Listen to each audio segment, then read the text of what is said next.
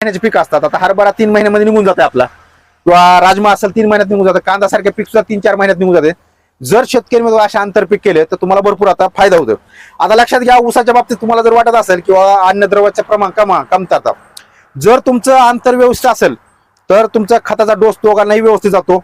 आता लक्षात घ्या, जर तुमचं आंतरपीक हरभरा पीक आहे, तर सगळ्यात मोठा परिणाम असा आपल्या शेतकऱ्यांना नुकसान जास्त होते, हरभऱ्यामध्ये मर जास्त लागते.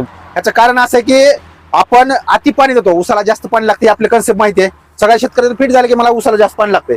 हरभरा हा पिकाला पाणी कमी लागते.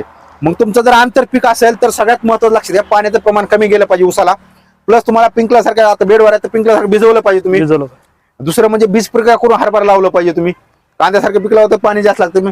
आता लक्षात, मर आणि बाकी जर आता ऊसा आणि हरभरा एकत्रित फवारणी कशी घेऊ शकतो अन्नद्रव्याची, आणि जेणेकरून आपल्या मर हरभऱ्याची होणार नाही, ऊसाची मर होणार नाही आणि उत्पादन जास्त निघाल. आता फुटवा कसा निघाल, आता लक्षात घ्या. सगळ्यात महत्वाचे आता हरभरा पिकामध्ये आहोत आपण. आता हरभरा पिकाला आणि ऊसाला एकत्रित बुरशीनाशक आपण मारू शकतो, कारण ऊसाला सुद्धा बुरशीचा प्रॉब्लेम होतो, ह्याचा होतं नाही. जसं कंटिन्यू बुरशीनाशक घ्यावं लागतं. कंटिन्यू बुरशीनाशक घ्यावं लागतं. त्यासाठी तुम्हाला वेल एक्स्ट्रा हा पुढं घ्यायचा आहे, जे 2 ml एकरी 2 ml लिटरला वापरायचं आहे, जेणेकरून हरभराची मर अँटीबायोटिक आहे, वेलेडामायसिन असल्याने पाण्याचा साईज चांगला राहील. आता लक्षात घ्या शेतकरी मित्रांनो, आपण फवारणीचं काय नियोजन सांगतो, आपण व्हिडिओ बघतो, आपल्यामध्ये आपल्या पिकाला सुद्धा उत्पादन जास्त वाढलं पाहिजे ना. सगळ्यात महत्वाचं वेल एक्स्ट्रा 2 ml वापरा. त्याच्यानंतर आळी घोंगर, आळी वगैरे असते हरभरा, इमामॅक्टिन साधी गोष्ट इमॅक्टो नावाने भेटते, 10 ग्राम पंपाला वापरा.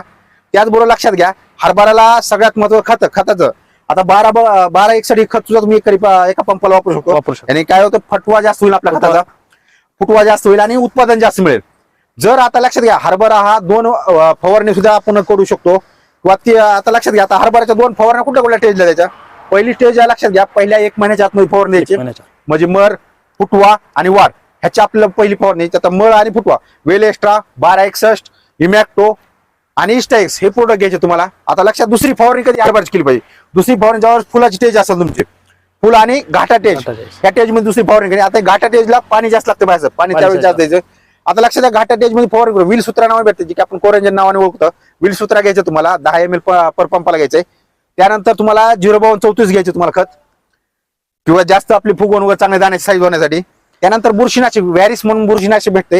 हे एकंदरीत कॉम्बिनेशन जर व्यवस्थित तुम्ही केलं, ऊसालाही उपकार होणार नाही आणि हरभऱ्याचं उत्पादन चांगलं मिळेल. अशा प्रकारे तुम्ही व्यवस्थित करा. आता हरभऱ्यामध्ये लक्षात घ्या, हरभरा जास्त पाणी देऊ नका, मर येण्यात जास्त पाणी येतं. जर तुम्ही बीज प्रक्रिया केली तर मर वगैरे येत नाही. जर तुम्ही बीज प्रक्रिया नाही केली तर